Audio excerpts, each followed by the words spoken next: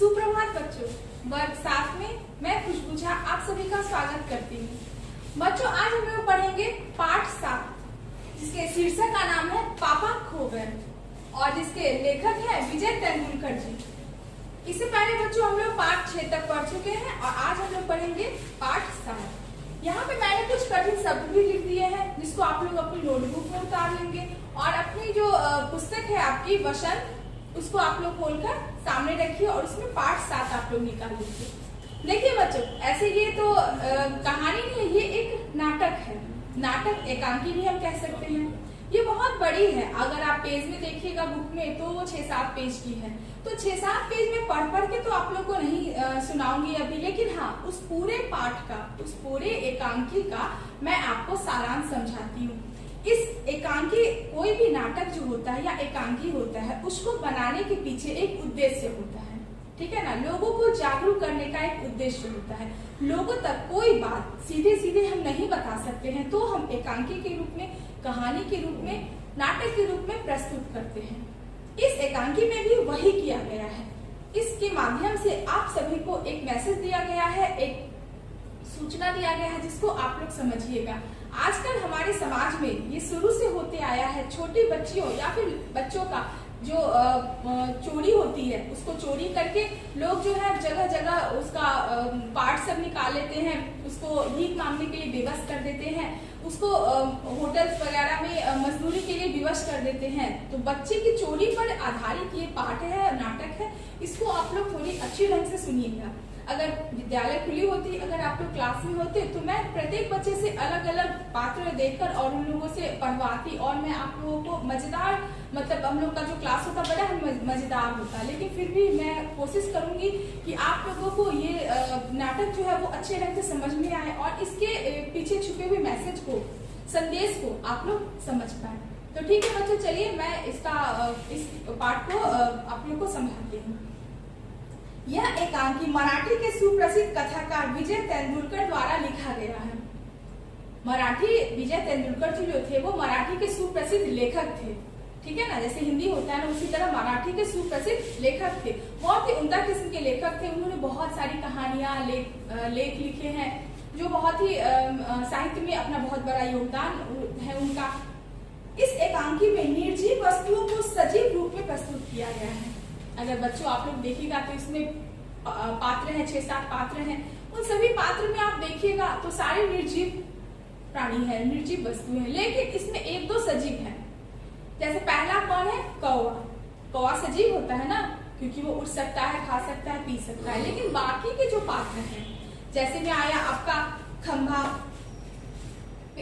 Letter box, आदमी नाचने वाला जो एक पोस्टर था वो, बिजली का खंभा, ये सारे जो है वो निर्जीव हैं, ठीक है ना बच्चों।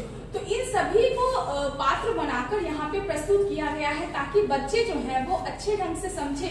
बच्चे जो है वो ये समझे कि जब निर्जीव वस्तुओं में भी जो हमारे समाज में जो घटित होता है, तो निर्जीव वस्तुओं में भी रोष, मतलब उसको बदलने की इच्छा होती है, उसे रोकने का एक मन में लालसा होती है। तो हम सजीव प्राणी इस बात को क्यों नहीं समझ पाते हैं। इस नाटक में बच्चों आप लोग देखिएगा कि जो सजीव आदमी है, यानी कि जो एक आदमी है वो एक बच्चे की तस्करी कर रहा है, लेकिन निर्जीव वस्तुएं जो है, जैसे में खंभा है, पेड़ है, लेटर बॉक्स है, ये सभी उसको बचा रहे हैं। कितने आश्चर्य की बात है ना बच्चों, बहुत ही आश्चर्य की बात है कि देखो आदमी का दुश्मन है, लेकिन जो निर्जीव चीज है वो उसे बचाना चाहता है।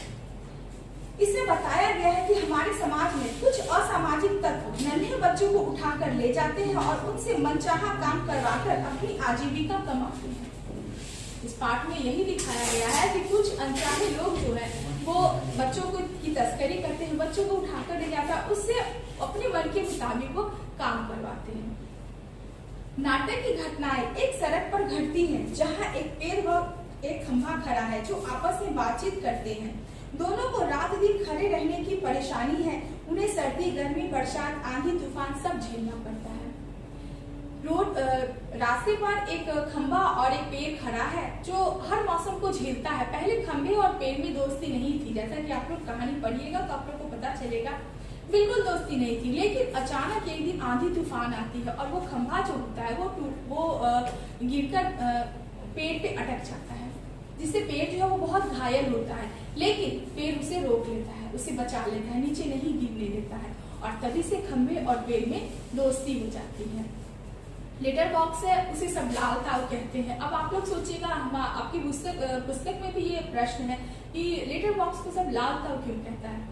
तो देखिए बच्चों, बहुत ही सिंपल सा सवाल है और आप लोग अगर देखिएगा इसको तो समझ जाइएगा। लाल ताव यानी कि वो लेटर बॉक्स जो था वो किस रंग से था, वो लाल रंग से था। उसका पूरा पेंट जो, उसका पूरा जो रंग चढ़ाया हुआ था वो लाल रंग का था, इसलिए उसे लाल ताव कहा गया है। ठीक है बच्चों। उसके बाद लाल ताव, उसके बाद जो है एक नाचने वाला पोस्टर है जो तरह तरह की मुद्राएं बना बनाकर अपना नृत्य प्रस्तुत करता है। वहां एक लेटर बॉक्स भी था जो पढ़ा लिखा था, वो लोगों की चिट्ठियां पढ़ लेता था। लेटर बॉक्स को रात में गुनगुनाने की आदत थी। लेटर बॉक्स थोड़ा पढ़ा लिखा था और जिससे वो क्या करता था, जो उसके अंदर चिट्ठियां होती थी वो उसे निकाल निकाल के पढ़ा करता था, जिससे उसके जो बाकी साथी थे उसे उलाहना भी दिया करते थे कि तुम तो चोरी कर करके छुप छुप के लेटर बॉक्स का में से चिट्ठियां निकाल निकाल के पढ़ते हो, ये गलत बात है। हम लोग भी कहते हैं ना कि दूसरे की चिट्ठियां को छुपा के पढ़ना गलत बात होती है। तो इसीलिए जो बाकी जो उसके मित्र होते हैं लेटर बॉक्स के, वो लेटर बॉक्स को उलाहना देते हैं और कहते हैं कि तुम तो छुप छुप के सबकी चिट्ठियां पढ़ा करते हो, ये तो गलत बात है। लेकिन लेटर बॉक्स मुस्कुराता है और कहता है कि मैं पढ़ा लिखा हूँ तभी तो मैं पढ़ पाता हूँ। अगर तुम लोगों को भी पढ़ना है तो इसके लिए तुम लोगों को पढ़ा लिखा होना जरूरी है। और लेटर बॉक्स को रात में गुनगुनाने की आदत भी होती है। देखिए बच्चों, गाना किसी किसी को गाना बहुत पसंद होता है, गाने में बहुत आनंद आता है, तो उसे जब नहीं भी गाने का मौका मिले तो वो हमेशा गुनगुनाते रहता है। तो लेटर बॉक्स की भी यही आदत थी कि वो एक तो चिट्ठियां पढ़ा करता था और दूसरा गुनगुनाते रहता था, और खासकर रात में गुनगुनाते रहता था, जिसके कारण कौवा जो पेड़ के ऊपर सोता था वो उससे बड़ा ही खिंचा खिंचा सा, बड़ा ही क्रोधित रहता था और कहता था कि तुम्हारे गुनगुनाने के कारण मुझे अच्छे से नींद भी नहीं आती है। इसी समय में क्या होता है बच्चों कि एक दुष्ट व्यक्ति प्यारी सी छोटी सी लड़की को उठाकर वहां लाता है। अगले दिन उसे बेचने वाला ही था। लड़की बेहोश अवस्था में थी, इसलिए उसे पेड़ की आड़ में लिटाकर वह स्वयं भोजन की तलाश में चला जाता है।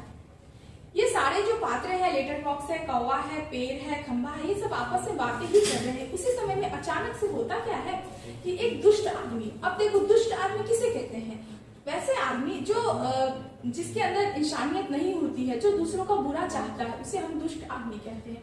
तो एक ऐसा दुष्ट आदमी है जो एक छोटी सी बच्ची को उठाकर लाया है। वो बच्ची किस अवस्था में है, तो बेहोशी की अवस्था में है। जब किसी बच्चे को अगवा किया जाता है तो वो होश में तो बच्चा उसके साथ वो नहीं लेगा, मतलब उसके साथ आएगा नहीं, इसलिए क्या करते हैं वो लोग कि उसे बेहोश कर देते हैं, ताकि बच्चे जो है वो आवाज न करे, शोर न मचाए और किसी को पता न चले। तो वो व्यक्ति क्या करता है, सोई हुई बच्ची को सोई हुई अवस्था में उठाकर लाता है और पेड़ के नीचे डाल देता है। अगले ही दिन वो उसकी बिक्री करने वाला था, यानी कि उसे बेचने वाला था, और उस व्यक्ति को भूख लग जाती है तो वो क्या करता है, पेड़ के नीचे उसे डालकर और खुद भोजन के यानी खाना ढूंढने चला जाता है। दुष्ट व्यक्ति को जाते ही खंभा, पेड़ और लेटर बॉक्स चिंतित हो जाते हैं। वह उस लड़की को बचाने का उपाय सोचने लगते हैं। जैसे ही वो दुष्ट व्यक्ति वहां से जाता है तो लेटर बॉक्स, खंभा और पेड़ जो होते हैं वो उस बच्ची को बचाने की कोशिश में लग जाते हैं। सोचते हैं कि ऐसा हम क्या करें जिससे इस बच्ची को बचा लिया जाए। आपस में विचार विमर्श कर ही रहे थे कि लड़की को होश आ जाता है। लड़की अंधेरे से डरती है, तभी लेटर बॉक्स उसके साथ बातचीत करता है और तो वो लड़की खुश हो जाती है, मगर अपना पता नहीं बता पाती है।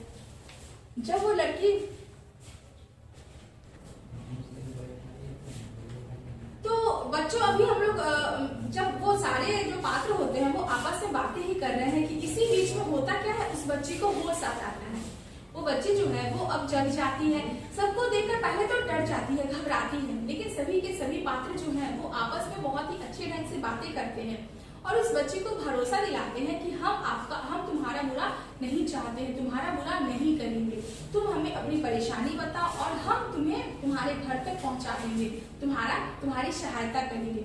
लेकिन अब देखो बच्चों, यहाँ पे एक कठिनाई है।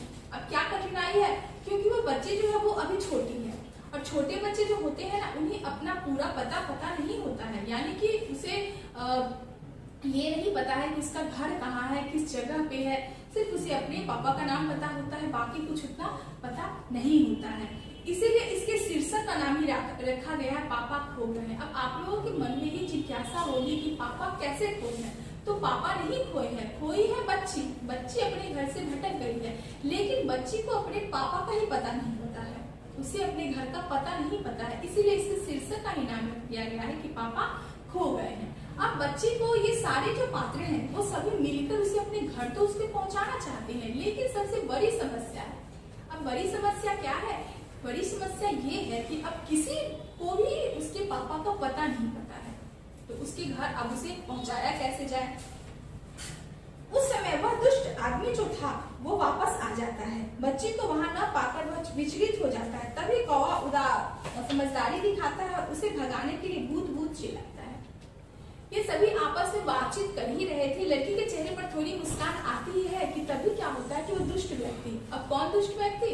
वही दुष्ट व्यक्ति जो उस लड़की को अगवा करके लाया था, वो वहां पे अचानक से आ जाता है और उस लड़की को उठाने ही वाला होता है कि सभी जो लोग होते हैं जैसे खंभा, लेटर बॉक्स, पेड़, ये सब मिलकर कोशिश करते हैं कि कैसे भी करके उसे भगा दिया जाए।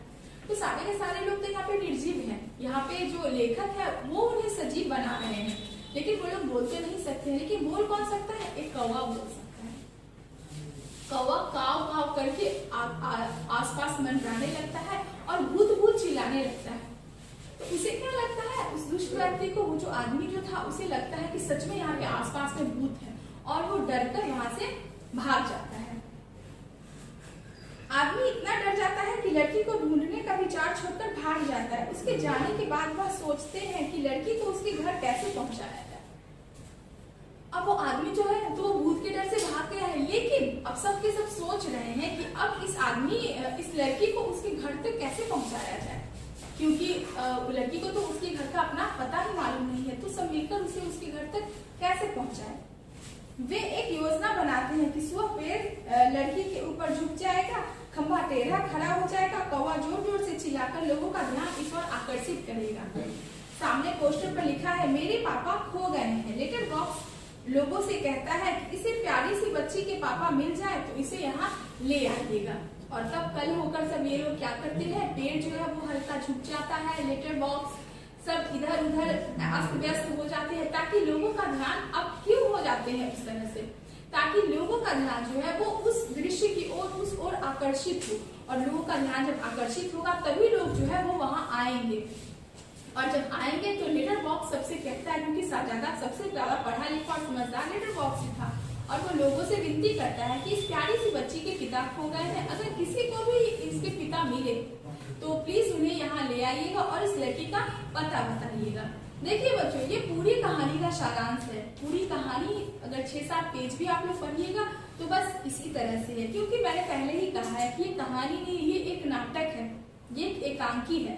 तो इसको बहुत ही बना के प्रस्तुत किया जाता है, रोचक, क्योंकि पढ़ने वाला और जो ये जब ये प्रस्तुत किया जाता है तो उसमें लोग जो है वो ज्यादा दिलचस्पी ले। लेकिन यहाँ पे आप लोगों को पाठ समझाना था, इसलिए मैंने इसे सारांश में शॉर्ट में आप लोगों को समझा दिया है। तो अब ये कहानी हम लोगों की खत्म हो गई है। अब देखिए बच्चों, ये तो हुई कहानी की बात की, हमारी कहानी खत्म हो गई।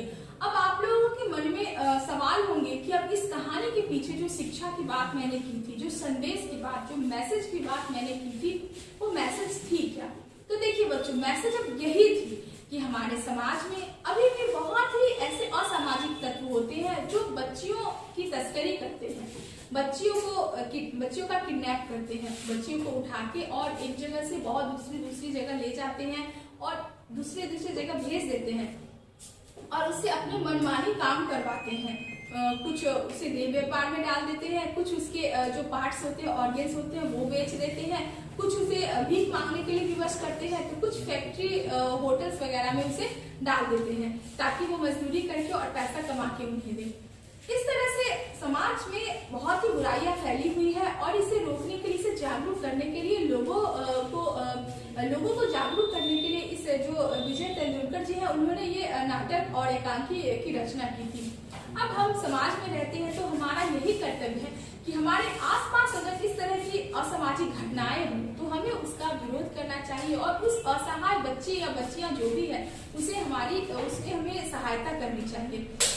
जिस तरह से इस एकांकी में हम लोगों ने देखा कि निर्जीव पात्र जो है वो सब मिलकर ही उस बच्ची की सहायता कर रहे हैं, उसे उसके घर तक पहुंचाने में संभव प्रयास जो वो कर सकते हैं वो कर रहे हैं। तो उसी तरह से हमें भी क्या करना चाहिए, जो भी हमसे बन पड़े, अगर हमारे सामने नजर के सामने इधर उधर इस तरह की असामाजिक घटनाएं हो रही हैं तो हमें उसका विरोध करना चाहिए और उस पीड़ित बच्चे जो भी पीड़ित लोग हैं उसकी हमें सहायता करनी चाहिए।